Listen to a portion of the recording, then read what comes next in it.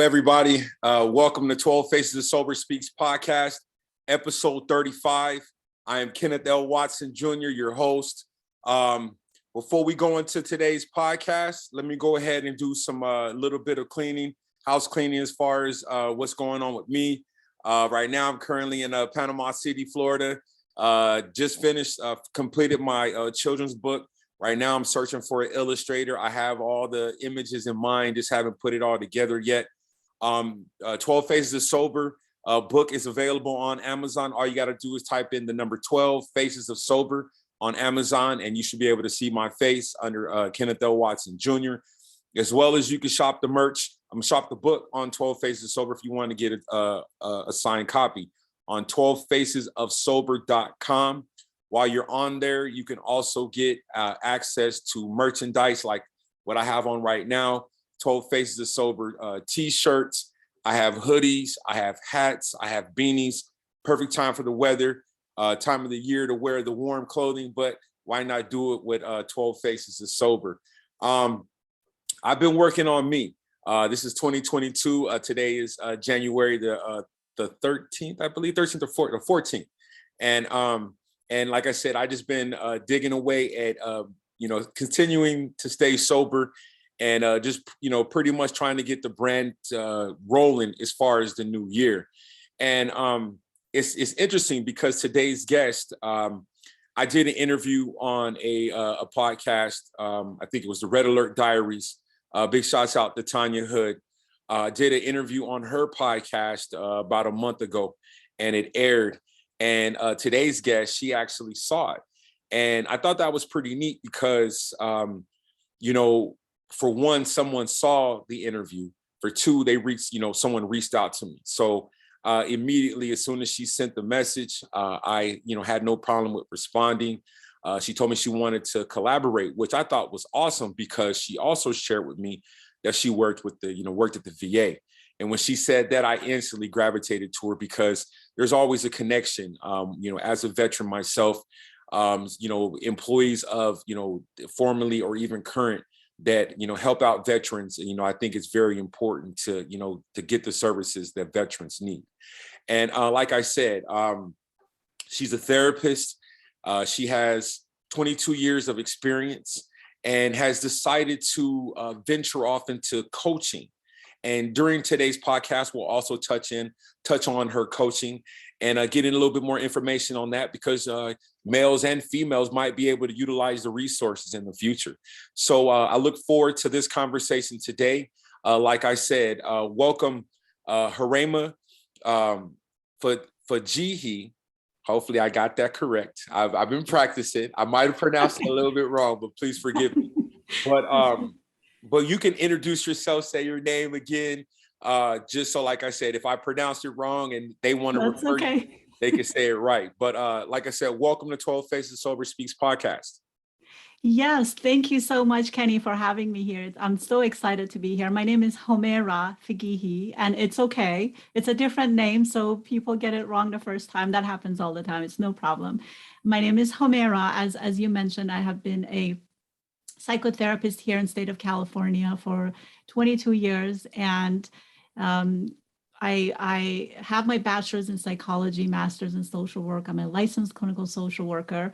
And I have my PsyD, which is a doctorate in psychology, a little different from PhD. So I have my doctorate in psychology, and I love being a therapist. But now I felt the call to switch into coaching. So since last year, when I resigned from my job at the VA, I have been working as a empowerment coach. And there's a difference between coaching and therapy, and I'm happy to talk about it briefly if you'd like. But that's what I'm doing right now. I help women who have left a toxic, abusive, and or angry, controlling partner. I help them to transform their self-doubt into self-worth. So that's what I'm focusing on right now. Okay. And I forgot to mention also on the podcast, I touched on domestic violence. And so that's where the connection comes in. So this is perfect because there are people out there that are in situations that don't necessarily have the resources or even the right tools to potentially walk away or seek other options in terms of getting help to be, to get out of a bad situation. So I guess my question to you is, I have a bachelor's degree in communications, a master's in communications as well. What made you get into that field? When I was a kid, teen, I was 17. That's the time when for the first time, I saw a therapist. And it was such an empowering and validating experience where I was feeling heard and seen and understood. And I valued that experience so much. From early on, I decided I want to also provide that for other individuals. So that's how I ended up in this field. But especially, in particular with the field of intimate partner violence, when I was at the VA and Women's Clinic, my official title there was Women's Health Social Worker. As I was doing a lot of intake assessments, I noticed that women come in and I'm asking them questions about their background, and domestic violence, intimate partner violence kept coming up.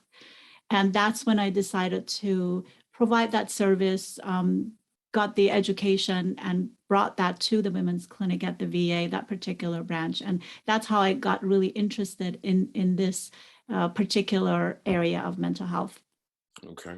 And like I said, as a victim of domestic violence and as a male, it's definitely, for once, I guess you can say, the bravado, the man is supposed to be strong.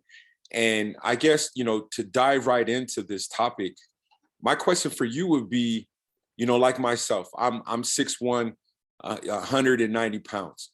When I was married, I was 6'1", 240 pounds. My ex-wife had a tendency of liking to put her hands on me. And being that I'm a bigger guy and she was a much smaller person, how, what would be something that you or advice you would give someone that may be in a situation like that? Like how would you handle it? Like, how do you walk away? Do you try to stay? What are some things that you would advise someone if they came to you and brought that to your attention? Yes, I have to say again, thank you so much for bringing that subject up during that podcast that you did, that made me reach out to you and connect to you, because it's such an important subject to bring awareness to. So I'm very grateful to you, Kenny, for bringing this up. And especially, as you said, if it's so hard for women to come forth with this problem and actually share with others that they do struggle with this issue, I can imagine it's even more difficult for a gentleman to do that. So many thanks to you for that. And to answer your question, it really depends on the situation. Sometimes it's very risky to stand up to the person, because as we know, in an abusive relationship, the definition of abusive relationship is when one partner has more power than the other. So the partner who has more power can be very intimidating, frightening at times. And so in order to set boundaries with them, it can be potentially very risky. So depending on how severe the situation is, a person may or may not want to set limits, or if they want to set limits, they make a very tiny steps at a time. You don't want to go abruptly from passive way of communication to assertive, because that may not go over well. So taking little steps toward assertive. Also, another possible solution can be to call the domestic violence hotline, and if hopefully there's privacy to do that, to ask them for their feedback for a safety plan, because safety plan can be a plan that's designed to help the person leave the relationship, but it can also be a plan to stay. How do I stay in this relationship safely? And maybe, leaving can be way down the road, but at least for right now, I want to be safe. So those are some things that one can do to assure safety. Okay. And then, so like, can you explain your experience working at the VA? How was that? Like, how was it helping? As you said, you worked in the women's clinic. So how was that helping fellow veterans? Oh my goodness. I loved working at the VA and helping our veterans. It veterans have a very, very special special place in my heart, always, always. If I may, I will go back briefly to share with you how I got there, how I got to apply at the VA. I used to work at a community mental health clinic where I worked with kids, and many of my kids were either in foster care or were raised by their grandparents. And one of my kids had a grandfather / adoptive father who they came in together. And the child was very anxious. And as I got to learn about the family dynamic, I learned that the grandfather / adoptive father had served in Vietnam, and he had PTSD. And so his anxiety was affecting the child's things, being anxious. And so during my one-on-one time with this gentleman, I learned that I first of all, I felt a wonderful connection with him, and we worked really well together. That inspired me to then, at the time I had private practice on the side, to apply for the Soldiers Project. I'm not sure if you're familiar with that. No, Soldiers Project is a group of therapists who provide therapy for veterans of Iraq or Afghanistan who, for whatever the reason, either are not able to go to the VA or don't want to go to the VA. And so we would provide therapy for them without charge. And so I did that for a year, and that was so inspiring, with a gentleman from who had served in Iraq. And that inspired me to work at the VA full-time. And I was thrilled that I got in women's clinic. And so what I absolutely loved about my job, and obviously not all veterans have served in war, but that's how I got into the VA. And what I loved about, one of the things that I loved about being there is, and please correct me if I'm wrong, Kenny, I want to make sure that we are on the same page on this, that many veterans would feel not understood by the general public. They would not feel understood. Would that be correct? Yes, that is Yes. true. I can second that for sure. Yes. So to be able to be there for a veteran, sitting across from them in my office, knowing that I'm a civilian and they trust me, they're able to talk to me, we can have a relationship. And of course, the more support that comes from me, the more open they would be with me. And that relationship, I treasured it so much. It was so valued and cherished by me, because I know that it's not always easy to connect with a non-veteran about very personal stuff, and especially, difficult relationships in the military and problems that come up during your time in service. So I just, as I said, treasure all those moments and those relationships. And I definitely would like to say thank you. Thank you for your time spent helping veterans, because they're definitely, veterans need good people like yourself that are, willing to listen and willing to give the right, provide the right help. I definitely, that's one thing I can honestly say, is that if I'm not clicking with a therapist, I get rid of them, because to me, it's like, if I'm confiding my own personal life, my emotions, Yes. and everything else, then I need to get something back in return. And of course, when I'm giving my all, because like I said, to a lot of, for not only veterans, but just people in general, when it comes to opening up to a stranger, it is, it's a challenge, yes. excuse me. And for me, like I said, I had, so many years of built up frustration that it took a while for me. And that was another thing early in my sobriety journey, that I had to, kind of, go through a couple therapists before I got comfortable with Yes. them, because like I said, it's not easy, and it got frustrating. I'm gonna tell you, when I first got out, I was in tears, because some of the therapists that I was dealing with, I was just like, I don't think you understand what I just went through, in my career, but I'm here and I'm trying to seek services, but you're not providing it. So that's definitely is key. So I commend you and thank you for your time spent helping veterans. Definitely. Thank you. That was absolutely my honor, and praises to you for, it's not easy. It takes a lot of courage to go see a therapist for the first time, and especially the second and the third time if the other two did not work. Right. So many praises to you for having the courage and for not giving up. Yes, yeah. I'm gonna tell you, I will share this with you briefly, but I had, when I was in the army, obviously it was forced. And so a lot of times, it was okay, you have to go to therapy, check the boxes. I was in an alcohol program, check the boxes. You have to go, but it was like an obligation. But now I'm not necessarily obligated to still seek the therapy.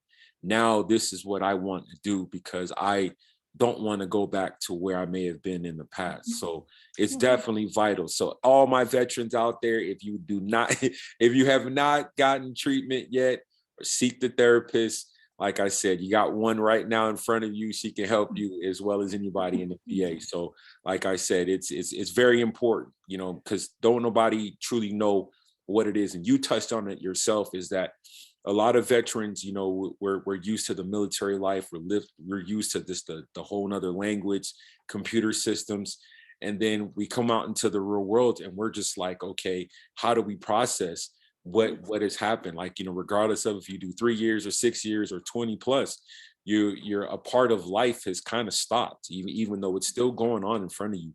It's not, Yeah. it's still kind of going at a slower pace. But Yeah. back to you. Yes. Now 22, now you, as I mentioned earlier in the introduction, you did 22 years of therapy work in various in various capacities. Now you've decided to put that to the side and have your own venture. So I guess my question to you is, where did Power to the Self come from?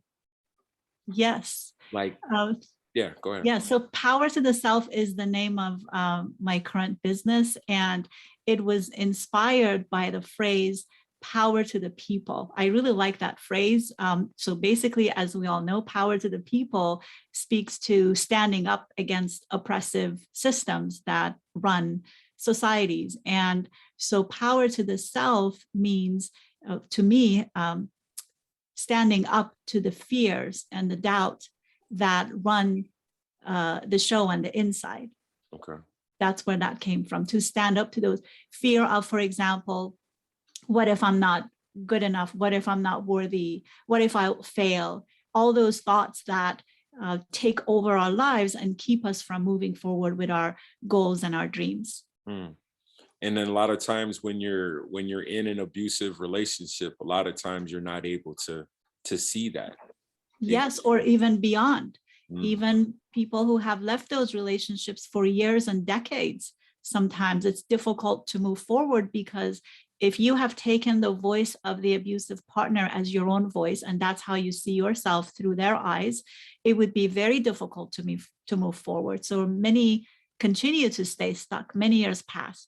Mm-hmm. Yeah, because I'll be totally honest with you. My ex-wife told me that I would always be a drunk with a bachelor's degree. And she's true. She's right. Because I, was a drunk when I had the, bachelor's degree.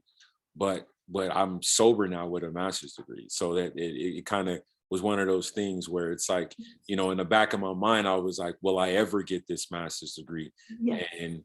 And for me, it was like, okay, I had, I got my bachelor's degree in 2003 and basically didn't do anything with it. And so that was 03 to 26 or 2017 when I started my master's program. So that's basically 14 years of not even really utilizing my degree. And during that 14 years, alcohol played a big part of my life. And so now that I do have the master's degree, I don't necessarily, now I'm not forced to go to work, but now I can utilize what skills and training that I did get from this master's degree and be able to apply it, but do it, do it sober. And Yes. is what is key. So that you that is Congratulations.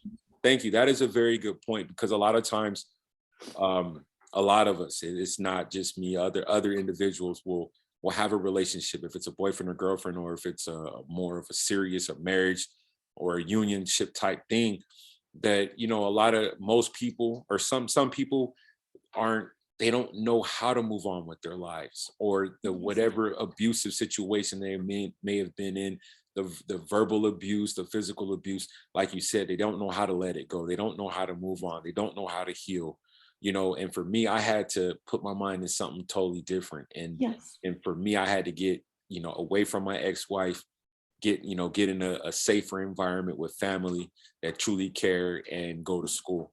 So Yes. like I said, a lot of people don't have that option, but I was fortunate enough to do it. But it took some time Yeah. too, because I still had to go through the healing process of my divorce. So Yes, and congratulations on all the accomplishments. You've accomplished so much since your separation from your ex. What I'm hearing is you're saying that you were able to separate your own view of you from her view of you. And that's the process that needs to take place, whether we're talking about an abusive partner or maybe abusive parents, where because we see ourselves as kids, especially, we see ourselves through the eyes of our parents. mhm, And so if they tell us that we're not good enough, for example, that's the voice that we take on, and we take that to be the truth where it's not. And the same true for an abusive relationship. right, especially if it's coming from someone that you love and you actually care about, and Yes, you take you it to take that heart. on. Yeah, Yes, you take it, yes, you take what they say is serious, and then you're as like, truth. okay, yeah. Yes, you take it as truth. Yes, And that's tough. And see, and like I said, this is, to me, it's very important to have this conversation, because no matter, like I said, if it was a female and female having a conversation, or a male or female, is that we all have experiences. We all go, we some have abusive relationships, some run for the hills before it gets to the physical part, and then there's some like me where I had alcohol as a cushion, and then it kept me in the situation. But once I got sober, I knew that you were lucky to get out when I was, because I yes, would have been in jail if I would have flipped out the wrong way. So that yes, is that is definitely a good thing. Now, yes. so now, no, if you can give me a little better of explanation on what is a empowering coach. Yes. So empowerment coach is basically what I'm calling myself. I'm an empowerment coach, and of course, I'm not the first one. Uh, is basically my job is to help my clients get connected with the power inside of them, because especially after experiencing a controlling or angry or abusive partner, um, it's very hard to stay connected with the power that we have on the inside. And I mean, what's power? Power is the ability to make decisions, to bring about change. And so those are aspects of our lives that we might not have connection with if we're in an abusive relationship for so long, or in a relationship with someone who is controlling and maybe not necessarily abusive, because there is a difference. And of course, we can talk about that too, in terms of what it means to be in an abusive relationship versus just an unhealthy relationship.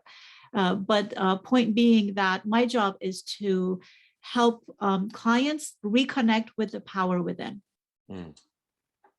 Yes, therefore power to the self. Okay.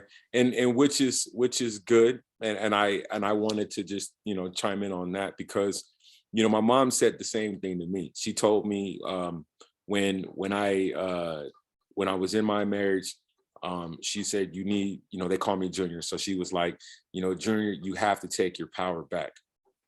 Now, I thought that the power was more or less the trying to control the relationship, being the man in the relationship.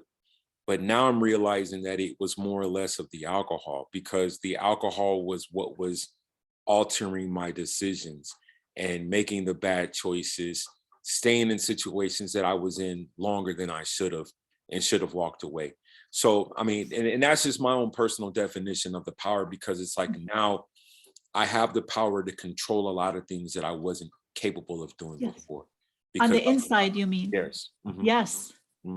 and making better choices, thinking things through, not so much making impulse decisions like I once was, jumping in bad relationships. So it's just more or less of having that grip and Yes. on life that one may not have, they may have lost for whatever reason. Yes. Now, Yes, exactly. not like now you've been you spent time in your profession for 22 years. Now you started your own, your own business. Now, how has that transition been for you? Wow. Let me start with that. I miss my clients at the VA very much. Okay. I mean, that was a very difficult decision to make for that reason, because I really enjoyed helping veterans and being with my clients and being there for them as much as I could. I wasn't able to provide them everything that they needed, of course, because as a social worker, part of my job was to link veterans to resources. So Mhm, when I'm doing therapy, I would say it's much easier because I don't have to rely on an organization to do my job. mhm, But as the other part of my job, which was link veterans to resources, sometimes it was very frustrating because VA, I mean, they provide amazing services at the VA, but they're also limited. So a lot of times I had to say to somebody, unfortunately, I don't have this service available for you. And that was very, very difficult. But anyway, big picture, I really enjoyed working with veterans. So the transition, that part was very difficult because I really enjoyed being aware of what's going on with the veterans as a whole, like of being aware of what's the latest in that world, what's happening with the VA. I'm kind of cut off from that mm, unless I talk to my friends and ask questions. So that part of the transition is very difficult. But the part that I'm very grateful for is that I get to help a lot of women, hopefully over the next years to come, that I can help women anywhere. They don't have to be in California. I can help women all over the planet. In fact, I just did a webinar last night. We had people from Mexico, from Canada, another time from Europe. So I get to help women everywhere. And that's very exciting. that's really good. That's real good. Now, what's the difference between coaching and psychotherapy? Okay, that's great. Yes. So there's an important distinction, although sometimes some overlap.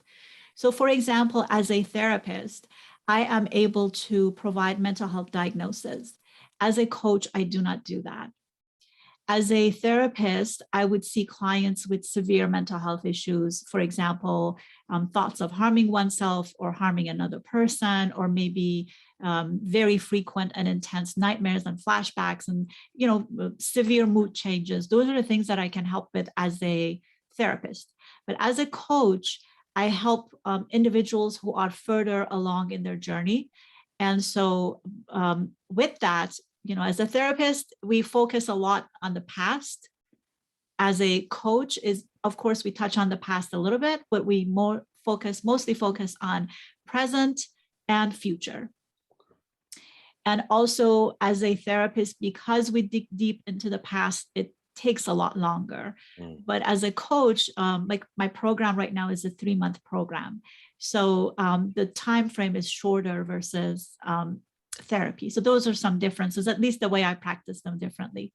Does okay. that make sense? Yeah. Yes, it does. No, I just it definitely makes a lot of sense. And like I said, I guess for me, I never really like thought about it. Like, okay, you see a lot of coaches on social media, but then Yes. you don't necessarily like inquire. Like my fiance, like I said, she's a therapist just like yourself. She's not as far as level of education wise. She has a master's, but so she does that here in Panama City. So it's just it's good to get a better understanding of it, because sometimes I'd be afraid to ask her certain questions, but now that you're giving it to me, I appreciate it. Sure. Now, so like now we've touched on a little bit about domestic violence. I am a victim of domestic violence, but you also mentioned in your introduction about intimate partner violence. Yes. Now, is there a difference like that? And if there is, what is the difference? Because looking at both of those, they seem pretty. I guess you can say one is one extreme, and then one can be, I don't know, it's something different. Yeah. So if you can Yes. help me get a better understanding Sure. too, Sure. I greatly appreciate it. Yes, of course. So there is some overlap between the two, but there are also some differences between the two terms, domestic violence and intimate partner violence. Domestic violence is an older term. It has been around for many years, maybe decades. Intimate partner violence is one that's relatively newer. And it's more used in the mental health space, versus domestic violence is a legal term, really. So it is a term that's used in the legal system. I have not heard, I may be wrong, and anybody listening, hearing us, feel free to correct me. I have not heard intimate partner violence being used in the legal space. And so domestic violence is when it refers to violence taking place between any member of the family. So it could be between the two members of the couple. It could also be between the grandmother and the grandson in the same household. So versus intimate partner violence, we're talking about two members of a couple only. Okay. So it's only between the two members of the couple. And then domestic violence, everybody is in this, we talk about an incident, domestic violence incident, when they're all in the same household. Whereas intimate partner violence, the two members of the couple, they may or may not be living with each other. They could live across town from each other, but one person is violent toward the other. And another one, domestic violence is traditionally, it was used to describe when a man is violent toward a woman. Whereas intimate partner violence, it could be a woman toward the man, it could be a same-sex relationship, or maybe a transgender, non-binary person involved. It doesn't matter the gender, but one person is violent toward the other of any gender. So that's the difference. Whereas traditionally, domestic violence referred to man being violent toward the woman. Okay. And then now the, oh man, okay. So, okay. All right. And then, so like how, I guess this is more of a personal question. Like how, cause see, like I said, I mean, before I got married, I didn't know that my ex-wife was that kind of person, that it would get to the point of where, she would end up getting arrested. Now, being like, I guess, what would be some signs, like if, and that could be in either gender, like what are some signs, or, like, I don't know how to word it. Yes, But may I? Go ahead. Go ahead. I actually, because I really wanted to talk about this, I took the time to, I don't know if you can tell, I made a very long list. I don't know if you can tell, but I made a very long list of all these ways, the warning signs that we need to pay attention to, red flags that we need to pay attention to at the beginning of a relationship. This is a very important list that I hope that everybody pays attention to, especially if you're at the beginning of a relationship, to be aware of these warning signs so that you don't end up in a relationship that is abusive down the line. So if I may, I'm just going to go through the list. And I want to also emphasize, just because these items that I'm mentioning are present in a relationship, it doesn't necessarily mean that this person is going to end up being an abusive partner, but it makes it likely. But the last two, definitely we need to be aware of, because the last two will very likely lead to an abusive relationship. They're already abusive, actually, but let's start with at the beginning and then we get to the last ones. So these individuals tend to move really quickly, meaning they get serious too quickly. Within just a few weeks, they're ready to move in. They maybe propose to get married. They would say, I want to see your family right away. I'm in love with you. I've never seen anybody like you. And again, on its own, this doesn't mean that the person's going to be abusive. I just want to emphasize that. But if you see a bunch of these together, we need to pay attention to that. And so the other is they do huge favors, which is really not appropriate to really, most people don't do that. If you met just somebody, it's your second date, and they're spending, let's say, 2 days to help your family member move, that's probably a warning sign, because they're probably consciously or subconsciously thinking of things that they can do for you to hold it over your head later down the line. So again, I emphasize that just by somebody doing that doesn't mean they're going to be abusive, but we want to pay attention to the patterns. They might give huge, huge gifts. They just met you, again, date 2, date 3, and they give you a gift that is worth hundreds of dollars, maybe more. And even though it's flattering at the time, it's flattering that they're spending all this time.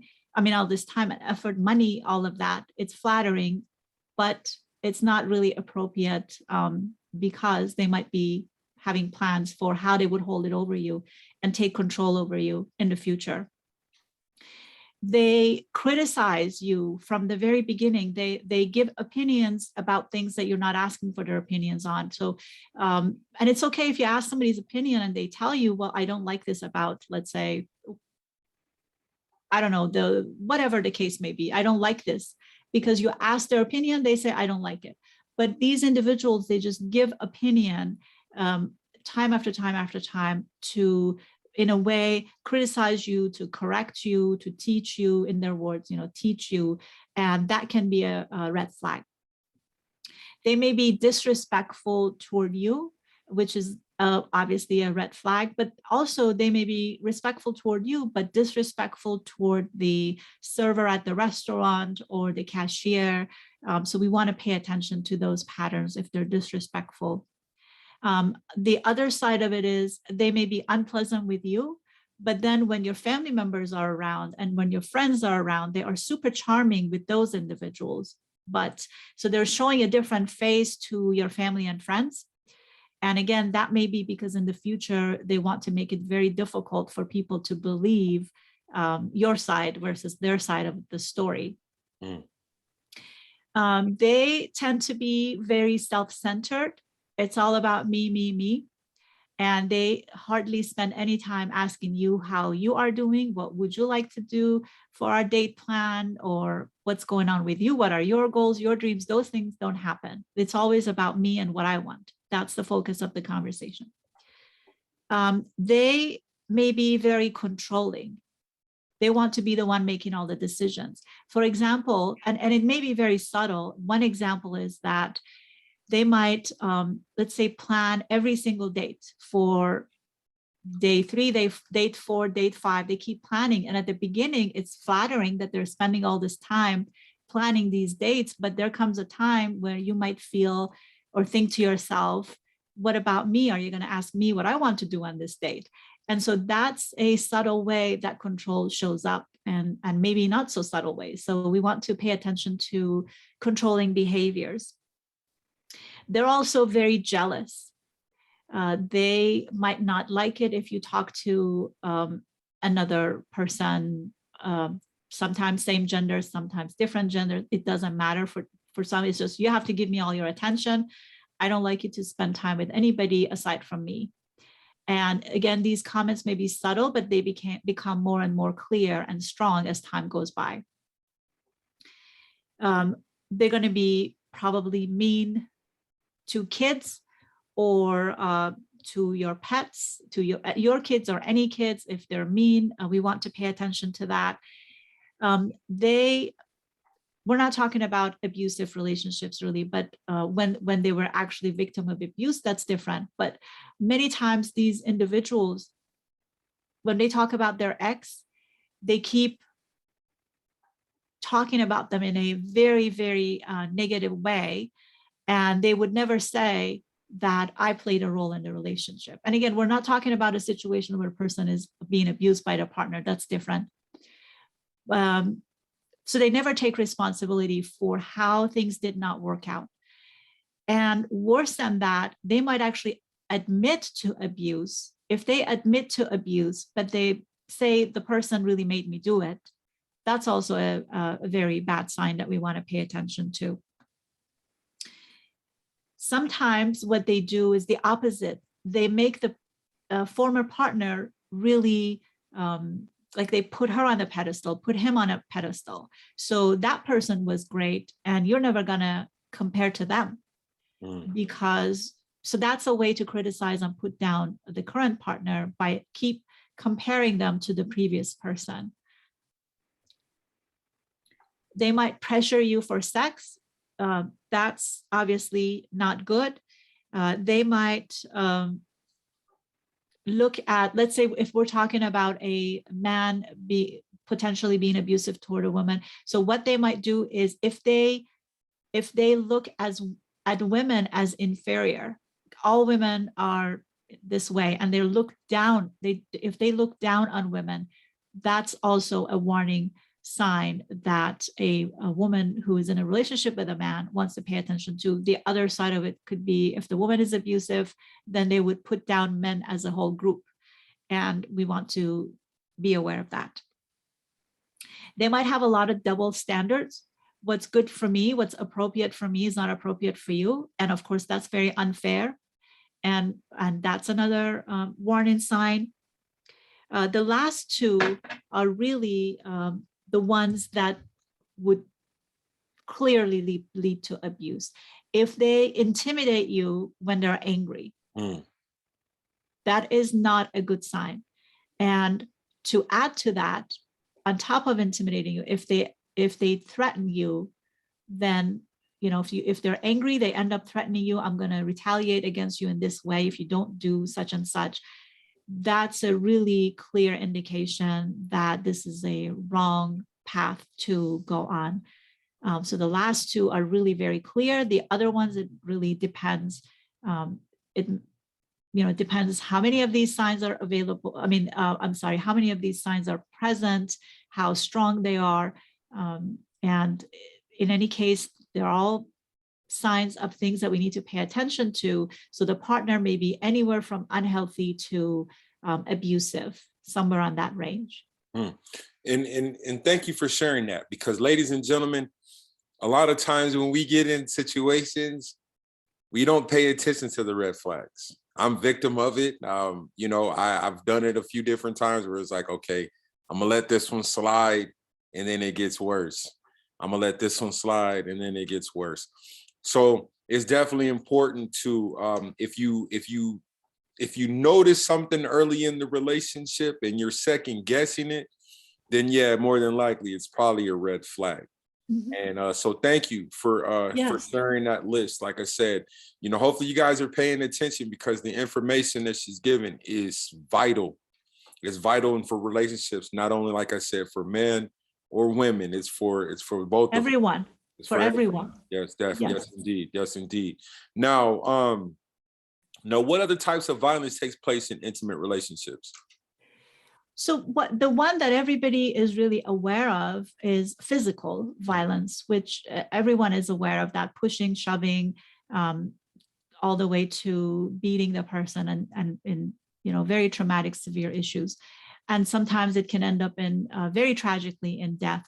So that's physical violence.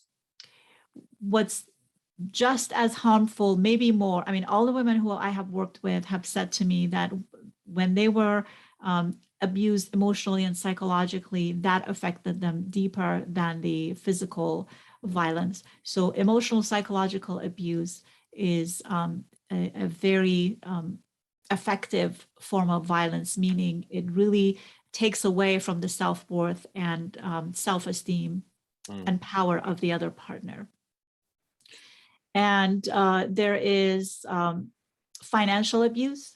It could show up in the form of you can't go to work, or if you go to work, you pay for everything, or they take charge of all the finances. You're not allowed to know. That's their attitude. You're not allowed to know what's happening with finances. I'll take care of everything.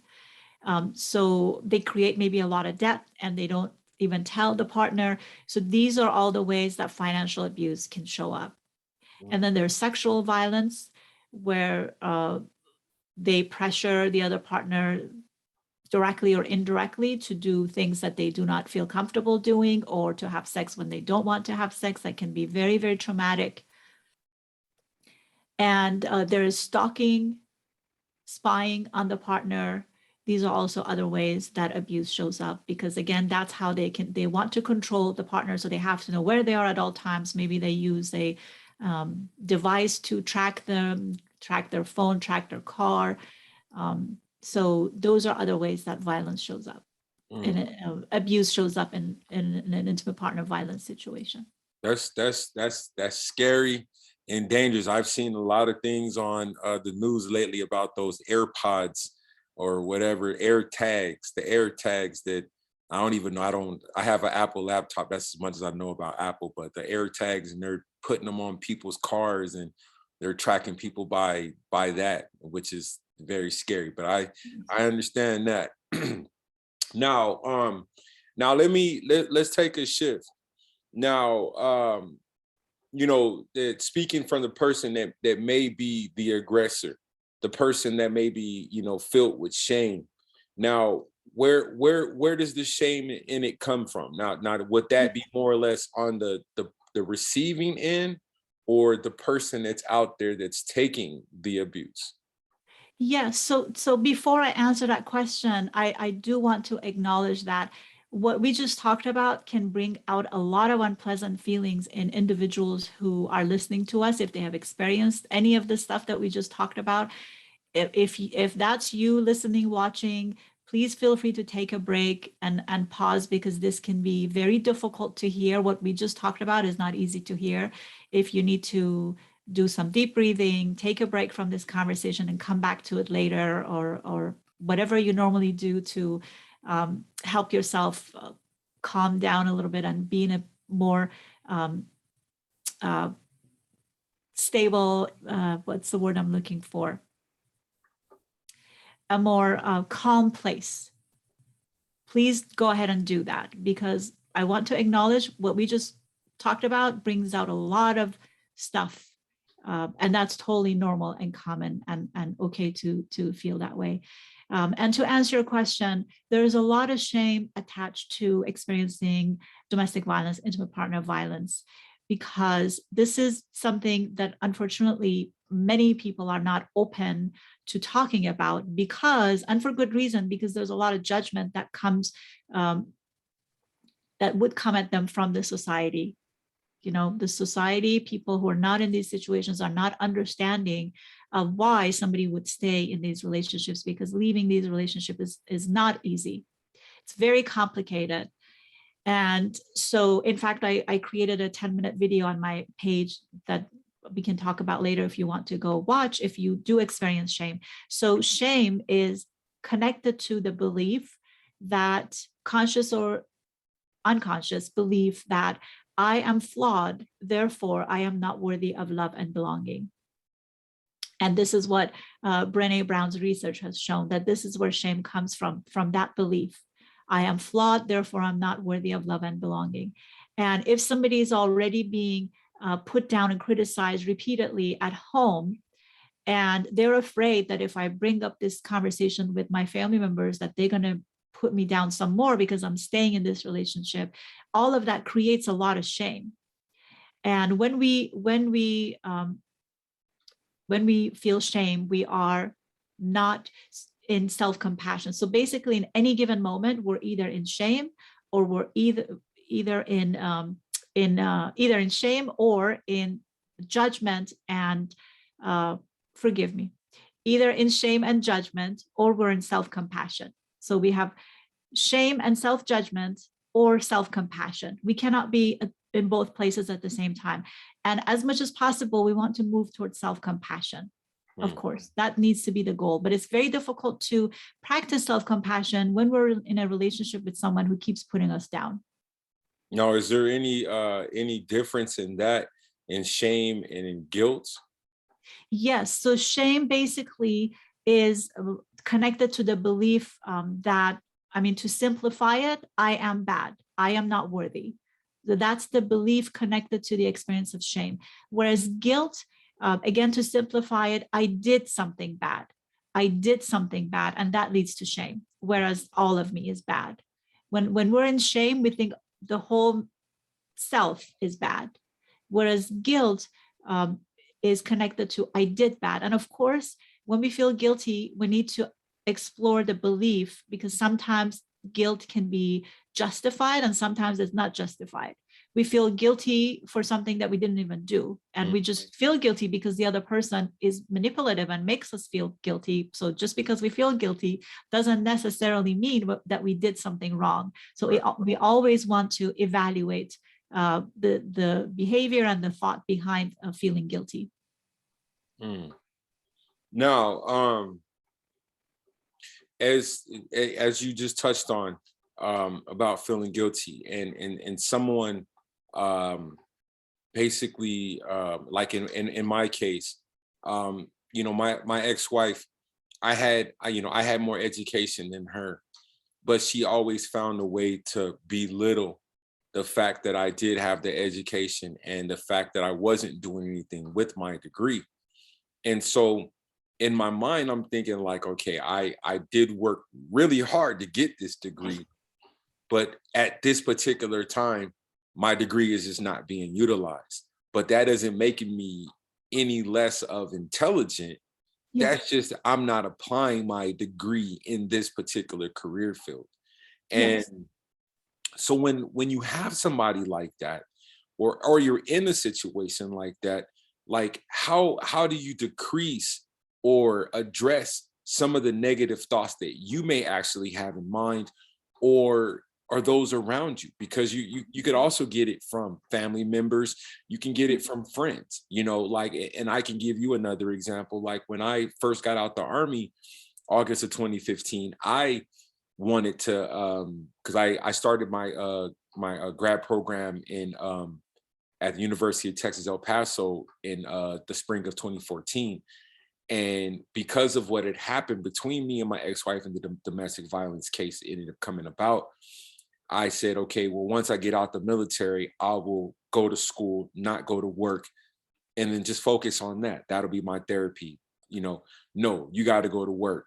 And it's like, but in a way, is it like you're trying to stop me from bettering myself, for me potentially trying to get something in the future as far as a career, or even something independent, like, and that's what a lot of some people face, and some of my friends, some of my families face, is that they don't have that right type of support, or they, and sometimes they put those dreams on hold or never even experience them because they are having those negative thoughts.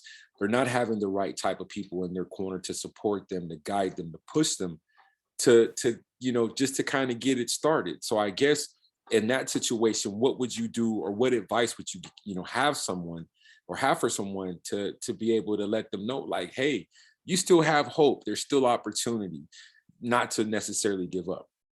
Yes.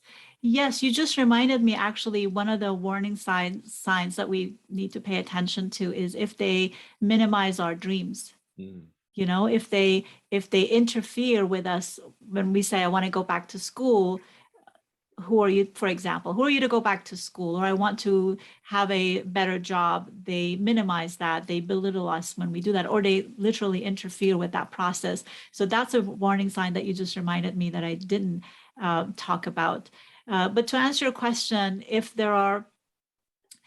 if I'm understanding you correctly, you're talking about these negative beliefs that we have about ourselves, and Mhm. how do we challenge them and move forward, move through these thoughts anyway toward our goal. Is that what you were asking about? How do we address those thoughts? Yes.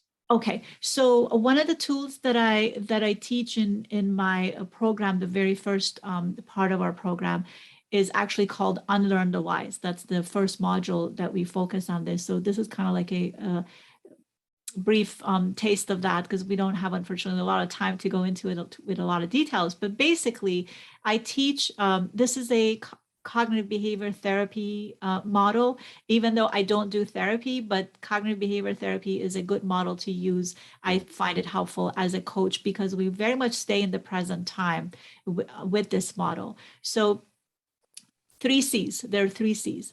First, we want to catch the thought and the belief. What is the thought that is causing me to not pursue my dreams? For example, with the example that you just gave, I have a dream, but I'm not going for it. What is the belief that is causing me to not go for my dreams and take necessary steps toward my goals? So what is that belief? We identify it. The second C, for example, let's say I know I'm going to fail. That's the belief, as an example. I know I'm going to fail, therefore I'm not going to go for it. Okay, so we identified the belief.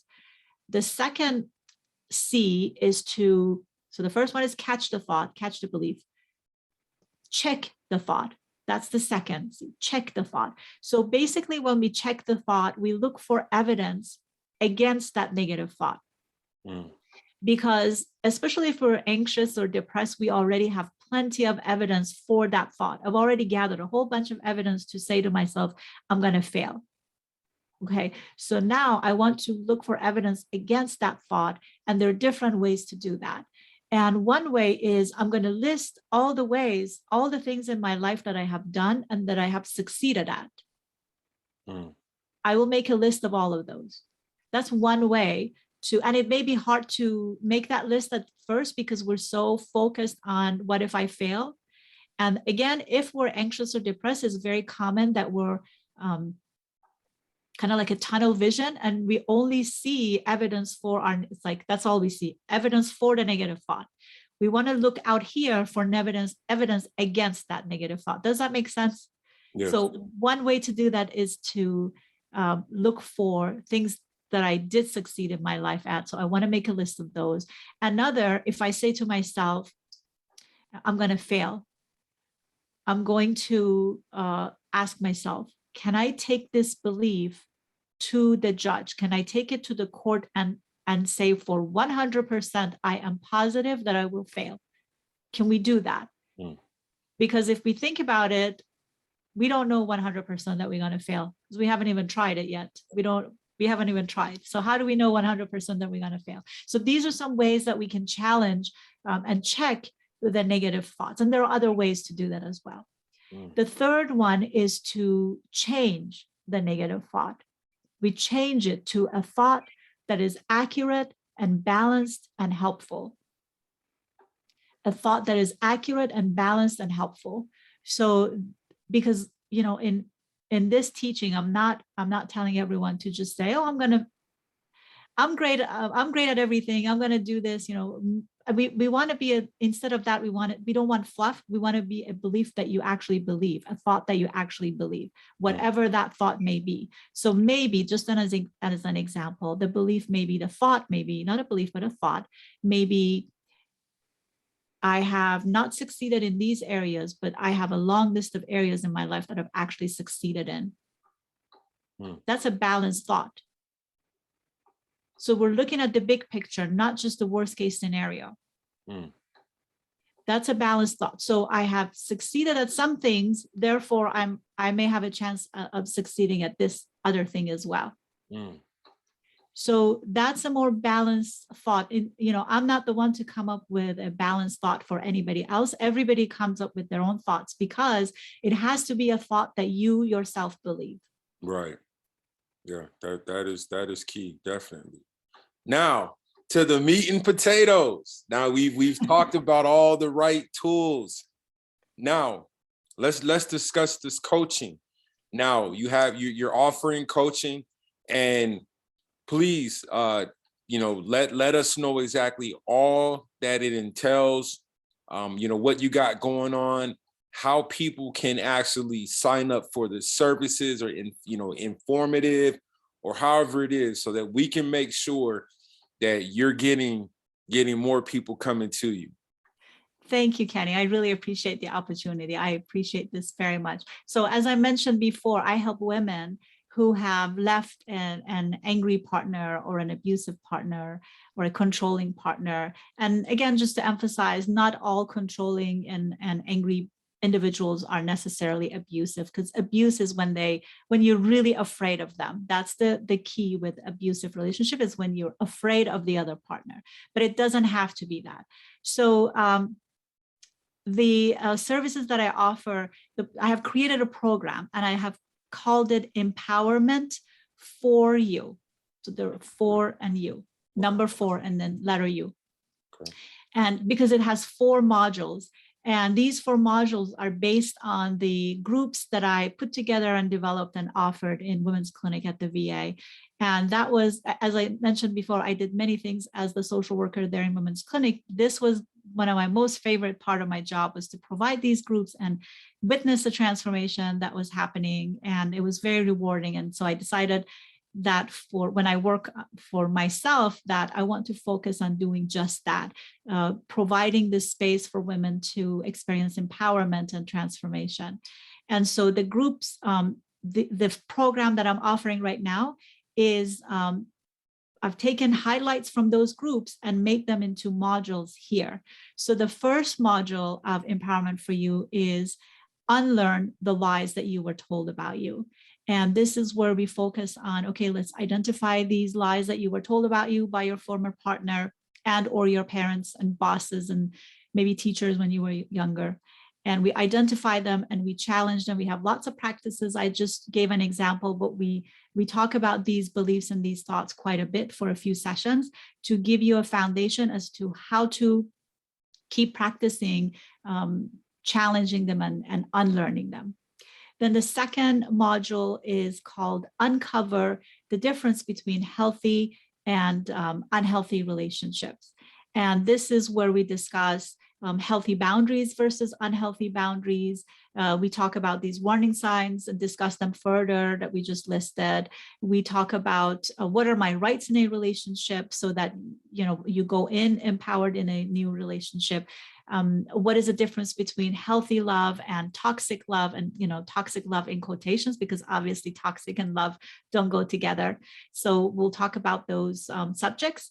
The third U is untie yourself from shame and move towards self-compassion. What is shame? Where does it come from? How is it different from guilt? How do we make it bigger and stronger without even realizing that we're doing that? Because we do that. We think that we're defending against shame in some ways, but we're actually making shame stronger and bigger. And shame is called master emotion for a reason, because it really is a very powerful experience and it seeps into all areas of our life and it really holds us down. And then the fourth U is upgrade your vision for your future. And this is where I help everyone identify their vision for their future. And we have practices where we help everyone to make sure to do as much as possible. Obviously, we can't do it perfectly, but as much as possible to match our thoughts, our feelings, and our behaviors to that goal that we have in mind. So if the goal is over here, we're actually moving toward it as opposed to going the other way. And so we have lots of practices to do that. And that's the program that I offer. Usually it's done in a group format, and group experience is very powerful, especially for women who have been in an abusive relationship, because there's, again, so much shame and stigma attached to it that it's usually the suffering happens in silence. And so when you're among a group of women who understand what you have gone through, it can become very healing. It does become very healing and powerful experience. So I do offer groups, and I offer some individual for people who are interested. But group is definitely, I would say, for this particular issue, more powerful than individual, because you get to be around other women and have the support and understanding of other women. That is well put. Well put. Now, I have one question left to ask you. Yes. Now, with this coaching, we spent some time having a discussion. A lot of different great, I guess you can say methods, some steps, some techniques, signs, red flags in relationships. I guess, if you had something to leave the audience with in terms of, how helpful your coaching can be, here's your opportunity. And also, when you finish, let them know in terms of, where they can follow you, and how they can actually sign up for the coaching. Yes, thank you. I can only go with what I have heard and observed in my clients in the past, in terms of when they finish these group cycles with me. The transformation really comes in the form of understanding how to, this is actually literally what they have told me. And, I now know how to say no, but I didn't know that before. I know how to set healthy boundaries with people. I didn't even know what boundaries were. And now I know how to set healthy boundaries. I know the difference between asking and begging. There's a difference, but I didn't know the difference before. I know, I actually, somebody recently said, I look forward to my future now when I really wasn't looking forward to my future before. And let's see, what else have they told me? I know how to stand up to these lies inside my head. I actually know how to catch them and stand up to them.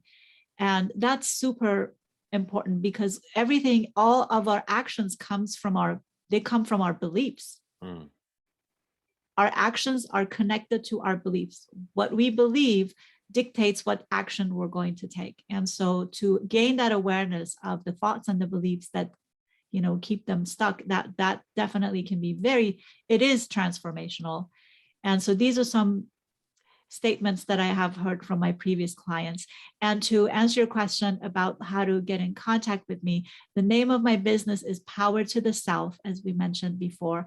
My website is powertotheself.com. And I am on Instagram every day at Power to the Self. And for anyone who is interested, if you are a woman who has left an abusive and or angry relationship or a controlling partner, I should say, what is best to do is to set up a consultation for us. I offer complimentary half-hour Reclaim Your Power session. And during that time, we will decide if we're a good fit to work with each other or not. And so please feel free to go ahead and set up an appointment for yourself with me the link is in my bio on my Instagram page. And also, at least twice a month, I offer a free webinar for women. It is called I Speak Assertively. We had one just last night and it went really well.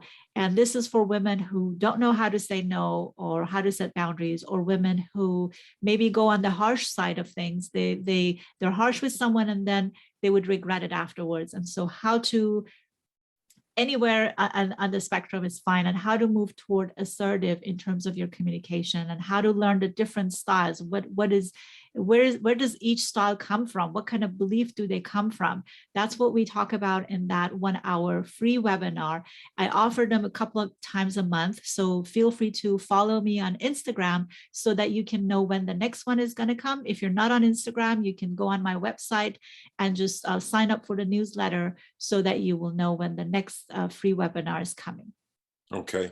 And I'm gonna help you out too, because you didn't say this, but I'm gonna make sure that I put her link in the bio, only because Power to the Self has periods in between each one. Power dot Yes. to dot the Yes. dot self. So Yes. I will make sure I put that in there. Thank you. Homeyra, thank you. I'm sorry. Damn. I'm sorry. Homeyra. That's okay. Homeyra. I was sitting there like right. trying. I was like, I'm gonna say it right before I get out of here. I am sorry. That's all right. But That's all right. Homeyra, Yes. there it is. I got it. Yes. Thank you so much for blessing 12 Faces of Sober Speaks podcast. It's really good to get it from this perspective. Like I said, I don't just have men viewers. I have women viewers as well. So it's good to have someone on here that can help them. Like I said, that's what my podcast is about, is to, put people in connection with the right resources that they need. And they definitely need your services. So once again, I appreciate you reaching out to me, and I'm definitely appreciative at the fact that we've actually had the opportunity to have this conversation today. So, thank you, Kenny. Thank you. If I may, I would like to also thank you. This has been a blessing and an honor, privilege for me to be here with you.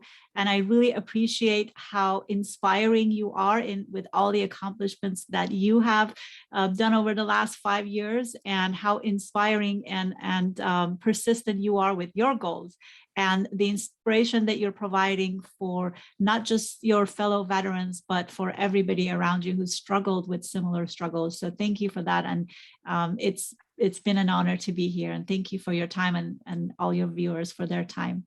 Thanks again. I definitely enjoyed the conversation, and I look forward to seeing your company grow, because you're definitely a good spirit, and I look forward to seeing a lot of good things happen as far as your business, and thank you, Kenny. Continue to help others. Thank you, Kenny, and the same to you. Thank you very much. And once again, ladies and gentlemen, this is another wonderful episode, wonderful conversation that I'm having, that I had today. I look forward to many more. Like I said, if you need any type of assistance, like I said, I'll have all the links in the bio. Like I said, if you're in an abusive relationship, marriage, whatever it is, seek some type of counseling. And if it's too much and it's unbearable, please get out of it, because I know that I did. And trust me, I feel a whole lot better. So once again, thanks for tuning in. Like, subscribe, share, do whatever you need to get Told Faces of Sober out there to more people. Once again, ladies and gentlemen, thank you. You guys have a wonderful, truly blessed 2022 and a wonderful day. Thanks again. All right. Thank you much. Kenny, how did it go? It went really well. It went really well.